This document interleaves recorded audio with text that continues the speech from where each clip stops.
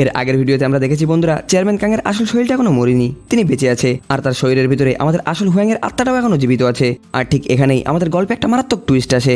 আমরা দেখতে পাই একটা গোপন জায়গায় চেয়ারম্যান কাং এর আসল শরীরটার ট্রিটমেন্ট চলছে।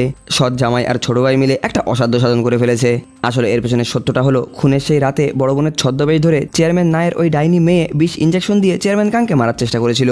কিন্তু ঠিক সেই মুহূর্তেই ওই ডাক্তার জামাই সেখানে দেবদূতের মতো এসে হাজির হয়। আর চেয়ারম্যান কাংকে এমার্জেন্সি ফার্স্ট এড দেওয়া হয়। সে বিষের অ্যাকশন কেটে দিয়ে ইলেকট্রিক শক দিয়ে চেয়ারম্যান কাংকে মৃত্যুর মুখ থেকে বাঁচিয়ে আনে। এরপরে জামাই বুদ্ধি খাটিয়ে চেয়ারম্যান কাংকে মরক ঘরে শিফট করে। আর সেখানেই তাকে বিষের অ্যান্টিডোট ইনজেক্ট করা হয়। ঠিক তখনই ছোট ভাইও সেখানে এসে হাজির হয়েছিল। প্রথমে সে ভেবেছিল ডাক্তার জামাইও বুঝি বড় বোনের দলের লোক, আর তার বাবার লাশটা সে এখানে গুম করতে এসছে। কিন্তু ভুল বোঝাবুঝি মেটার পরে এই দুই ক্ষমতাশালী পুরুষ একে অপরের সাথে হাত মেলাই। তারা হাসপাতাল থেকে একটা লাওয়ারিশ লাশের ব্যবস্থা করে সেটাকে চেয়ারম্যান কাংয়ের সৎকারের জন্য পাঠিয়ে দেয়। ওদিকে পাপবোধে ভুগতে থাকা বড় বোনও তাড়াহুড়ো করে প্রমাণ লোপাট করার জন্য লাশটাকে পুড়িয়ে ফেলার নির্দেশ দেয়। যার কারণে জামাই আর ছোট ভাইয়ের এই পারফেক্ট প্ল্যানটা একেবারেই সাকসেস হয়ে যায়। বর্তমানে সেই গোপন আইসিইউতে থাকা চেয়ারম্যান কাংয়ের আসল শরীরটা ধীরে ধীরে জ্ঞান ফিরে পাচ্ছে। ঠিক ওই একই সময় হাইড্রোজেন প্ল্যান্টে থাকা আমাদের হিরো হুয়াং এর শরীরে এক অদ্ভুত কম্পন শুরু হয়, যেন সে অলৌকিকভাবে টের পাচ্ছে যে তার আসল বডিতে প্রাণ ফিরে আসছে। এই তীব্র মাথা ব্যথার ঝটকায় এক সেকেন্ডের জন্য আমাদের হিরোর মনোযোগ অন্যদিকে ঘুরে গিয়েছিল। যার কারণে আমরা দেখেছিলাম চেয়ারম্যান নায়ের সেক্রেটারি জিয়ানের উপরে একটা আচমকা হামলা করার সুযোগ পেয়ে যায়। জিয়ানের মাথা ফেটে রক্ত পড়তে দেখে হুয়াং নিজের সব যন্ত্রণা ভুলে সোজা জিয়ানকে কাঁধে তুলে নিয়ে ডাক্তারের খোঁজে ছুট লাগাই। তখন তার মনে শুধু একটাই জেদ, যে কোনো মূল্যে নিজের মেয়েকে বাঁচাতেই হবে। বাবার এই নীরব ভালোবাসার চেয়ে মহান আর কিছুই হতে পারে না। কিছুক্ষণের মধ্যেই পুলিশ এসে পুরো এলাকাটা সিজ করে দেয় আর জিয়ানকে ফার্স্ট এড দেওয়া হয়। পরিস্থিতি একটু শান্ত হওয়ার পরে জিয়ান হাসি মুখে চেয়ারম্যান নায়ের বাড়ি থেকে চুরি করে আনা সেই আসল নথিপত্রগুলো হুয়াং এর হাতে তুলে দেয়। যেটা দেখা মাত্রই আমাদের হিরো তো রাগে আগুন, সে থেকে বকাবকি করতে শুরু করে। সে জিজ্ঞাসা করে কেন সে ইচ্ছা করে বাঘের গুহায় পা দিতে গিয়েছিল। এখানে এবার আমাদের হিরো জিয়ানকে আসল সত্যিটা জানিয়ে দেয়। চেয়ারম্যান না আর তার মেয়ে মিলে চেয়ারম্যান কাংয়ের এই সর্বনাশটা করেছে। সে জিয়ানকে ভবিষ্যতে সাবধান থাকার জন্য সতর্ক করে। হুয়াং প্রমিস করে যে সে একাই এখন বাকি সব পরিস্থিতি সামলিয়ে নেবে। জিয়ানকে শুধু তার মা মিসেস কোকে নিয়ে শান্তিতে নিজের জীবনটা গুছিয়ে নিতে হবে এখন। মেয়েটা তখন অবাক হয়ে জিজ্ঞাসা করে কেন সে তার জন্য এত কিছু করছে, কেন সে একজন অচেনা মেয়ের সুরক্ষার জন্য নিজের জীবনটাও বাজি রাখতে রাজি আছে। আসলে জিয়ান নিজের বাবার অপমানের প্রতিশোধটা নিজেই নিতে যাচ্ছিল। সে নিজের হাতে ওই কালনাকে নিজের ছিঁড়ে টুকরো টুকরো করতে চাইছিল, যারা তার বাবার আজ এই অবস্থা করেছে। কিন্তু হুয়াং এখানে তাকে আটকিয়ে দেয়। জিয়ান তখন রেগে গিয়ে বলে সে কেন তার পরিবারের ব্যাপারে নাক গলাচ্ছে। আমাদের হিরো তখন একেবারে এই বাপের মতো বুঝিয়ে বলে চেয়ারম্যান কাং কখনোই চাইবে না যে তার আদরের মেয়ে প্রতিশোধের আগুনে পুড়ে নিজের জীবনটা ছাড়খাড় করুক। আমাদের হিরো এখানে মেয়েটাকে কথা দেয় যে সে নিজেই ওকে প্রতিশোধের একদম শেষ সীমানায় পৌঁছে দেবে। জিয়ানকে শুধু জয়ের খবরের জন্য অপেক্ষা করতে হবে, বাকি সব নোংরা আর রক্তমাখা কাজ হুয়াংয়ের উপরে ছেড়ে দিতে বলে। এরপর হুয়াং আবার ফিরে যায় চেয়ারম্যান নায়ের ডেরাই। সেদিন প্ল্যান্টে জিয়ানকে বাঁচাতে গিয়ে ওর প্রায় প্ল্যানটা ভেস্তে গিয়েছিল, যা দেখে বুড়ো চেয়ারম্যান না বেশ অসন্তুষ্ট হয়। হুয়াং তখন বানিয়ে একটা গল্প বলে দেয় যে সেটা নাকি তার নিজস্ব একটা চাল ছিল। যেহেতু হাইড্রোজেন প্রজেক্টের কোর হাতে পেয়ে বুড়ো এমনিতেই মহা ফুরফুরে মেজাজে ছিল, তাই সে এই ব্যাপার নিয়ে আর বেশি ঘাটাঘাটি করে না। এই সুযোগে আমাদের হিরো আর সেক্রেটারি লি মিলে অবশেষে সফলভাবে সেই হাসপাতালের খুনের রাতের আসল সিসিটিভি ফুটেজটা নিজেদের কবজায় নিয়ে আসে। সেদিন সন্ধ্যায় জিয়ান তার ছোট ভাই আর ইউনার পার্সোনাল বাড়ির সামনে গিয়ে ওত পেতে বসেছিল। ইউনাকে গাড়ি থেকে নামতে দেখে জিয়ানের গা তো জ্বলে পুড়ে ছারখার হয়ে যাচ্ছিল। ওদিকে ছোট ননদকে এভাবে বাড়ির সামনে দাঁড়িয়ে থাকতে দেখে ইউনাও বেশ চটে যায়। সে জিয়ানকে ওখান থেকে তাড়ানোর জন্য জোরে জোরে গাড়ির হর্নটা বাজাতে শুরু করে, কিন্তু মেয়েটা এক চলো সেখান থেকে নড়ে না। শয়তান মেয়েটা আর কোনো বকবক না করে সজোরে জিয়ানের গায়ের উপরে গাড়িটা তুলে দিতে যাচ্ছিল। ঠিক শেষ মুহূর্তে ছোট ভাই সেখানে দেবদূতের মতো এসে হাজির হয় আর জিয়ানকে টেনে সরিয়ে নিয়ে একটা মারাত্মক অ্যাক্সিডেন্টের হাত থেকে বাঁচাই। এখন যেহেতু চৈসন গ্রুপের ক্ষমতা তার হাতে চলে এসছে, তাই ইউনাকে আর এই ভাই বোনের সামনে ভালো সেজে থাকার কোনো নাটক করার দরকারই ছিল না। নিজের বউয়ের মুখে এমন প্রকাশ্যে অহংকার দেখে ছোট ভাই একেবারেই অসহায় হয়ে পড়ে। সে জিয়ানকে সান্ত্বনা দিয়ে বলে এই নোংরামি গায়ে মাখার থেকে এটাকে ইগনোর করা ভালো, চলো এখান থেকে শান্তভাবে বাড়ি চলে যাই। কিন্তু ঠিক তখনই জিয়ান একটা পারমাণবিক বোমা ফাটাই। সে ছোট ভাইয়ের চোখের উপরে আঙুল দিয়ে দেখিয়ে দেয় যে তার এই আদরের সতীলক্ষ্মী বউ ইউনাই হলো তাদের বাবার আসল খুনি। সেই রাতে বাড়ি ফিরে এই ভয়ঙ্কর পাপের কথাটা জানতে পেরে ছোট ভাই ঘরের কোণে বসে বসে নিজে অনুশোচনায় ছটফট করছিল। বহু বছর আগে ভালোবাসায় অন্ধ হয়ে সে তার বাবা চেয়ারম্যান কাংয়ের সমস্ত বাধা না মেনে এই মেয়েকে বিয়ে করে এনেছিল। আজ সে বুঝতে পারে সে শুধু নিজের ঘরে একটা বিষাক্ত সাপে ডেকে আনেনি, বরং নিজের জন্মদাত্রী বাবাকে সে মৃত্যুর মুখে ঠেলে দিয়েছে। পরের দিন সকালে ডাইনি ইউনা সোজা তার বাবা চেয়ারম্যান নায়ের কাছে গিয়ে হাজির হয়। সে এবার তার স্বামীকে ডিভোর্স দিয়ে এই ফালতু বোঝারা ঘাট থেকে নামাতে চাইছিল, কারণ চৈসন গ্রুপের ক্ষমতা পাওয়ার পরে ছোট ভাইয়ের আর কোনো গুরুত্বই নেই, আর সে আর ভালো বউ সেজে থাকার এই নাটকটা করতে পারছে না।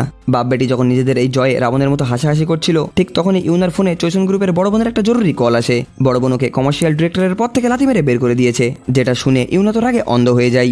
বড় বোন যখন এতটা নিষ্ঠুর হতে পেরেছে, তখন ইউনাও আর কোনো দয়া দেখানোর প্রয়োজন মনে করলো না। ঠিক তখনই তাহা গ্রুপের পক্ষ থেকে ছোট ভাইয়ের রেকর্ড করা সেই অডিও ক্লিপটা লিক করে দেওয়া হয়, যেখানে বড় বোন নিজেই বালিশ চাপা দিয়ে চেয়ারম্যান কাংকে মেরে ফেলার চেষ্টা করার কথা স্বীকার করছিল। কিন্তু চৈসন গ্রুপও দমে যাওয়ার পাত্র না, তারা পাল্টা চাল হিসেবে সোজা হাসপাতালে সেই আসল সিসিটিভি ফুটেজটা বাজারে ছেড়ে দেয়। ওদিকে বুড়ো চেয়ারম্যান না বুঝতে পারে যে আমাদের হিরোর কাছ থেকে পাওয়া যে হাইড্রোজেন প্রজেক্টের কোড ডেটা নিয়ে সে এত দাবাদাবি করছিল সেটা আসলে একটা পুরনো আর একদম ফালতু ডেটা ছিল।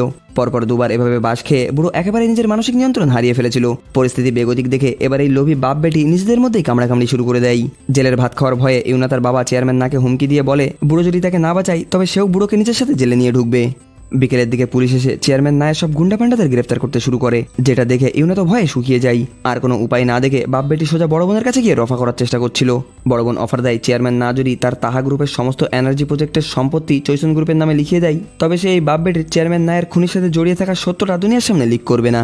একদম দেয়ালে পিঠ থেকে গেলেও বুড়ো চেয়ারম্যান না এত সহজে হার মানার পাত্র ছিল না। কিন্তু সে জানতো না যে সিঙ্গাপুরে সে যে কালো টাকা সাদা করার দুর্নীতিটা চালাচ্ছিল সেই খবরটা আমাদের হিরো হুয়াং অলরেডি মিডিয়াতে ফাঁস করে দিয়েছে।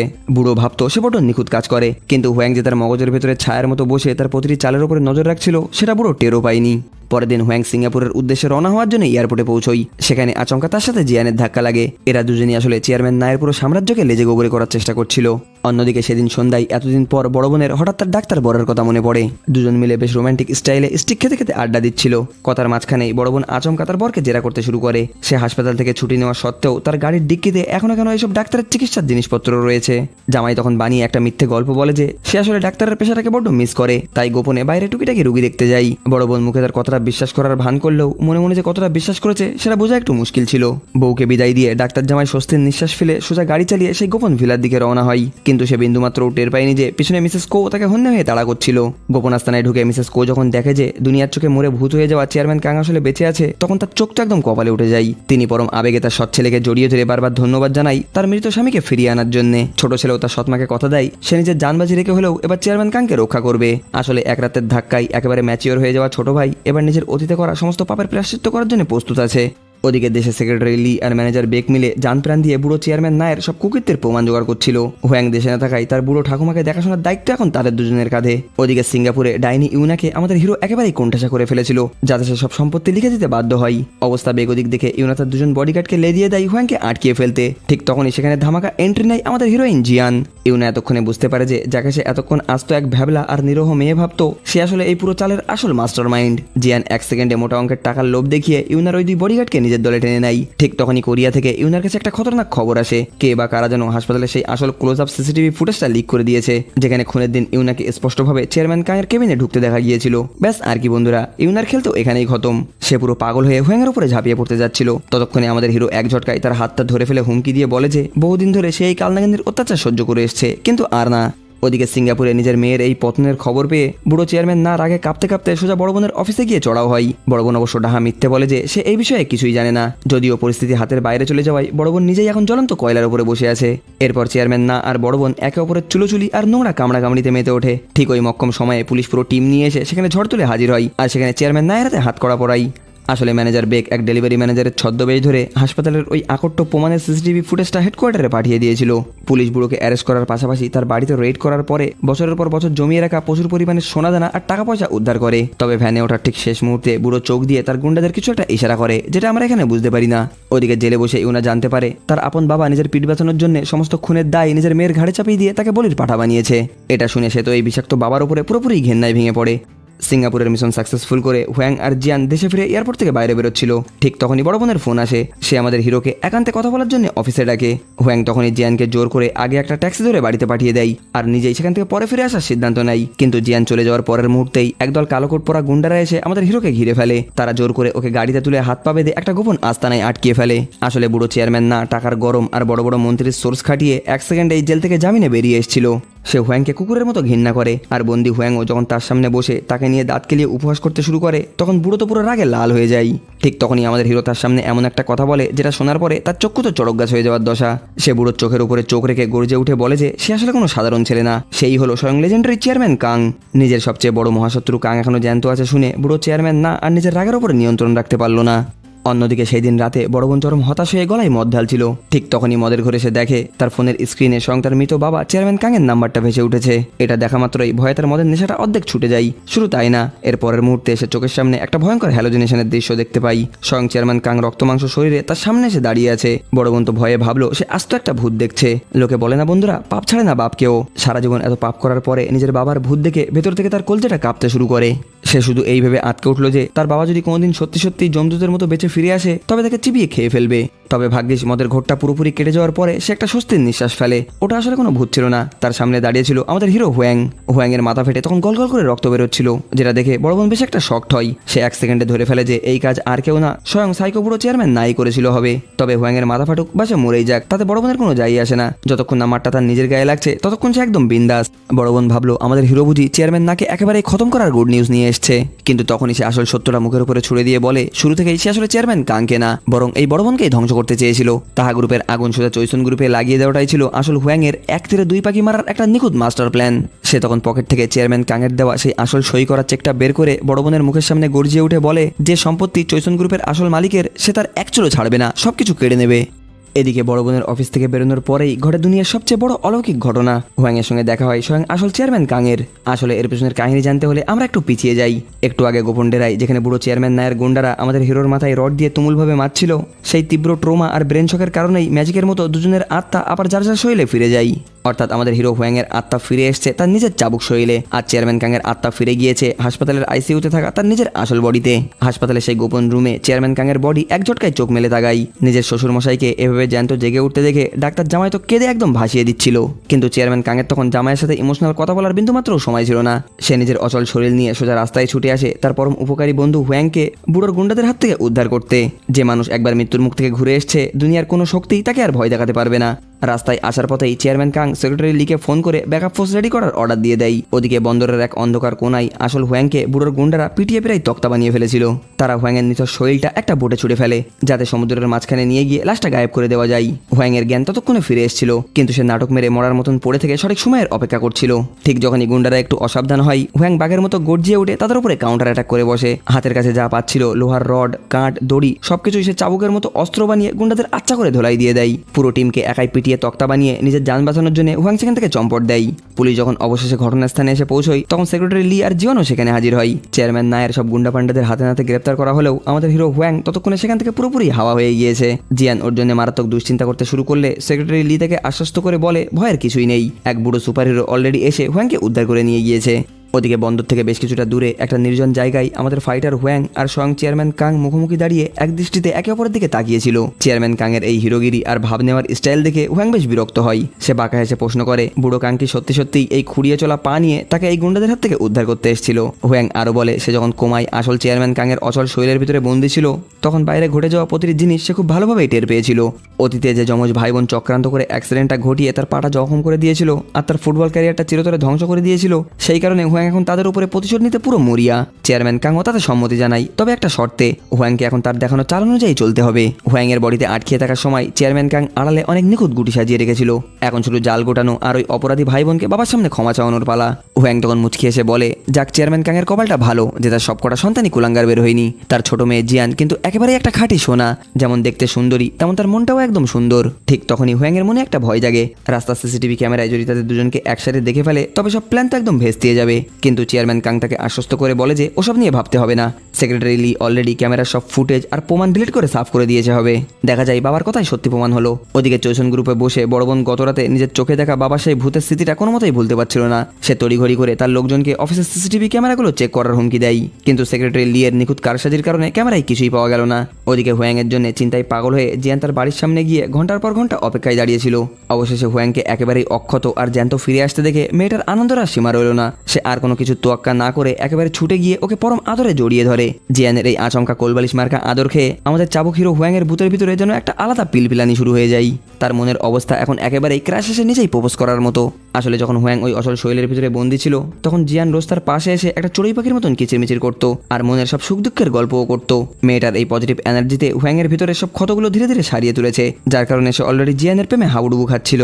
এরপরে আমাদের হিরো ওকে শান্ত করে শুধু একটা রেস্টুরেন্টে নিয়ে যাই আর তাকে গরম গরম বিফ স্যুপ খাওয়াতে চাই। কিন্তু জিয়ানকে যখন কেবিনের ভিতরে নিয়ে যাওয়া হয়, ভিতরের দৃশ্যটা দেখে সে একটা পাথরের মতো জমে গিয়েছিল। যে বাবাকে সে মরে ভূত হয়ে গিয়েছে দেখে দিনের পর দিন চোখের জল ফেলেছে, সেই বাবা স্বয়ং চেয়ারম্যান কাং রক্ত মাংসের শরীর নিয়ে তার সামনে বসে আছে। এই খুশির ধাক্কাটাই জিয়ান পুরোপুরি স্তব্ধ হয়ে যায়।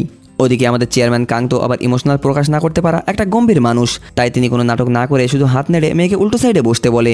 জিয়ান এখানে নিজেকে যতটা সম্ভব শান্ত রাখার চেষ্টা করছিল, কিন্তু তার কাপা হাত দুটো তার ভিতরে ঝড়টা লুকিয়ে রাখতে পারলো না। অবশেষে সব বাদ ভেঙে যায়। জিয়ান ফুফিয়ে ফুফিয়ে কান্নায় ভেঙে পড়ে। গত এই কমাস ধরে তার সাথে যা ভুল হয়েছে সেগুলো সব মনে করে সে বাবার বুকে কান্না করতে শুরু করে। জিয়ান এতদিন মনে মনে ভাবতো চেয়ারম্যান কাং বুঝি তার ওই যমজ ছেলে মেয়েকে যতটা ভালোবাসতো তাকে অতটা ভালোবাসতো না। মেয়ের মনের এই ভুল ধারণাটা দেখে চেয়ারম্যান কাং তড়িঘড়ি তাকে বুঝিয়ে বলে তার কাছে সব সন্তানই তার নিজের রক্ত, তাই তিনি সবাইকেই একদম সমান ভালোবাসে। বাইরে দাঁড়িয়ে হুয়াং এই পুরো আবেগঘন দৃশ্যটা দেখছিল। সে বাপ বেটাকে একটু পার্সোনাল সময় দিতে সেখান থেকে চুপচাপ কেটে পড়ে। এরপরে বাড়ি ফিরে হুয়াংও সোজা গিয়ে তার বুড়ি ঠাকুমাকে জড়িয়ে ধরে। সেও এতদিন ধরে তার ঠাকুমাকে বড্ড মিস করেছে। এখানে আমাদের হিরোও কিছুটা ইমোশনাল হয়ে পড়ে। দেখা যায় ম্যানেজার বেক আর হুয়াংও বাড়িতে ছিল। আমাদের হিরো একেবারেই সহি সালামত ফিরে এসে দেখে তারা দুজন খুশিতে তো একদম ডগমগ হয়ে ওঠে। অন্যদিকে জিয়ান বাড়ি ফিরে তার মা মিসেস কোকে বাবার জ্যান্ত ফিরে আসার অবিশ্বাস্য খবরটা দেয়। নিজের স্বামী অবশেষে কোমা থেকে জেগে উঠেছে শুনে মিসেস কোয়ের আনন্দ তো সীমা থাকে না। এরপরে জিয়ান আর ম্যানেজার বেগ দুজনেই খেয়াল করে যে হুয়াংয়ের আচরণ ইদানিং বড্ড অদ্ভুত ঠেকছে। সে আগের মতো খ্যাপাটে আর তেড়াবেড়া কথাবার্তা না বলে বরং এখন বড্ড ভদ্রভাবে নরম সুরে কথা বলছে। এটা শুনে আমাদের আসল চাবুক হিরো হুয়াং মনে মনে চরম আপসেট হয়ে যায়। সে মনে মনে ভাবছিল শালা বুড়ো কাংকে কয়েক মাসের জন্য বডিটা ভাড়া দিয়েছিলাম বলে এই বুড়োটা আমার চাবুক ড্যাশিং ইমেজটা একেবারেই পুরো পাউডার মাখিয়ে ছেড়ে দিয়েছে। কথার মাঝে জিয়ান যখন তার বাবার সাথে দেখা হওয়ার কথাটা খোলামেলা ভাবে বলে, ম্যানেজার বেগ ভেবেছিল মেয়েটা বুঝি জ্যান্ত কোনো ভূত দেখেছে। চেয়ারম্যান কাংয়ের ভয়ে তার মুখটা তখন একেবারেই চুন হয়ে যায় আর সে ভয়ে সেখানে জ্ঞান হারিয়ে মাটিতে লুটিয়ে পড়ে। সেদিন বিকেলে চেয়ারম্যান কাং তার নিজের হোটেলের রাজকীয় প্রেসিডেন্ট সুইটে গিয়ে ওঠে। তার ছোট ছেলে আগে থেকেই তার ব্যবহারের সমস্ত জিনিসপত্র সেখানে নিখুঁতভাবে গুছিয়ে রেখেছিল।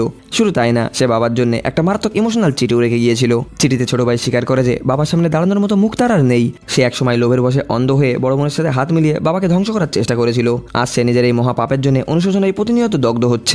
চিঠির শেষে সে জানায় বড় বোনকে সিংহাসন থেকে টেনে নামানোর সমস্ত গোপন চাল সে অলরেডি সাজিয়ে রেখেছে। এখন শুধু বাবার সবুজ সংকেত আর আসল ধামাকাটা শুরু করার অপেক্ষা। ছেলের এই আসল অনুতাপ আর সুপথে ফিরে আসা দেখে বুড়ো চেয়ারম্যান কাংয়ের মনটা একটু গলে যায়। তিনি মনে মনে ভাবছিলেন ভুল করে যে সন্তান আবার বাবার কোলে ফিরে আসে তার চেয়ে মূল্যবান আর কিছুই হতে পারে না।